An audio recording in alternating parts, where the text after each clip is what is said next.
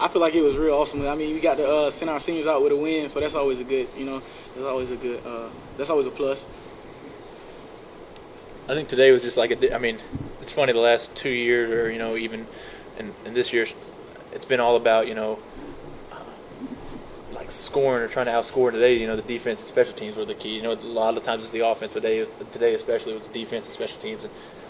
And they played amazing and, had some really big plays and some huge stops when the offense was struggling. So I thought defense played a well of a game, and special teams made quite a few big plays. And I know Coach Hatcher and Coach Polly have been saying, if we do something, if we do this, we'll break one. It'll help us win a game. And today we broke two that were really huge. I think maybe three that one just got tackled there. Casey, what did you see out of their defense, especially in secondary? I mean, only 26 passes today. I think we what they did, we haven't not really prepared for, but they haven't. I think they've shown a 3-man front 4 times. I think was the number all season. We said, hey, they don't have done this 4 or 5 times, and they just lined up in a 3-man front and dropped 8 guys usually, and just said, hey, we'll let you run it on us, but we're not going to beat you throwing.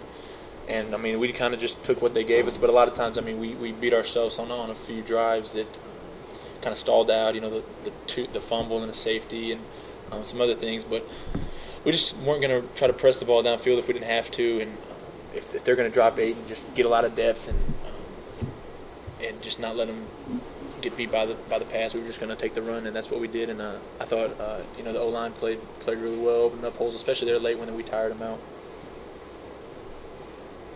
When you talk about the last score, walk us through that play and what had happened for that to fall. Well, it was originally a throwback, but they kicked it too short, and they also sniffed it out. And when I was going back to the wedge where I was supposed to pass it back, and I looked up and it was an open field, so I just took off running. Because ideally, you guys are supposed to kind of milk clock and score in that situation, right? So this was kind of best case scenario. Mm-hmm.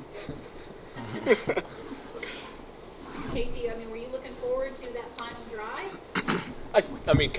Yeah, just one of those to kind of redeem what has happened a lot of times this year, and go out and score on a game-winning drive that we haven't done all year.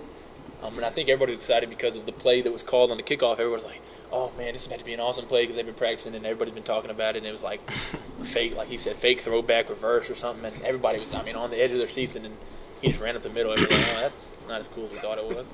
And the score, so it was fine with everybody. But it was kind of one of those. I think the offense wanted the ball just to redeem themselves on some game-winning drives that we haven't taken advantage of. Well, talk to me about your game today. 300 yards, all-purpose.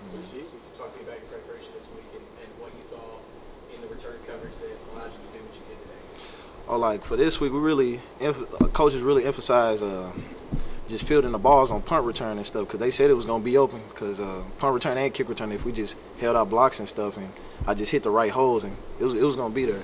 But today, I really wasn't tripping off the receiving yards and nothing, just because of the fact how good we were doing on special teams. So it turned out pretty good though. Walter, can you talk about the legacy?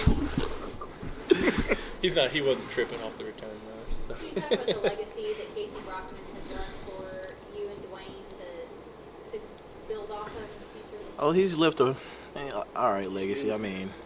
We're gonna do better, but he didn't set the standard, set the bar pretty high. So I think we can jump over that hurdle. You know what I'm saying? I would agree with Walter. He set the bar really high. For a quarterback to come in and do what he has already done is going to be kind of hard, I think.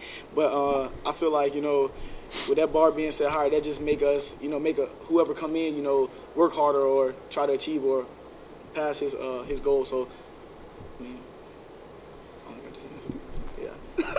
Casey, you fell 10 yards short of 10,000. Is that something that actually bothers you, or just whatever? That probably would have been pretty neat to get 10,000. Now, I think my brother said something after the game about it already, and that would have been pretty neat to be able to get in, 10,000 yards. 9,000. What was it? 990. I guess that'd be.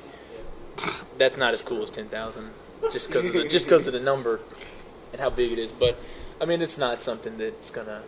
I won't lose any sleep over that tonight. I think he left it good with 9. You know what I'm saying?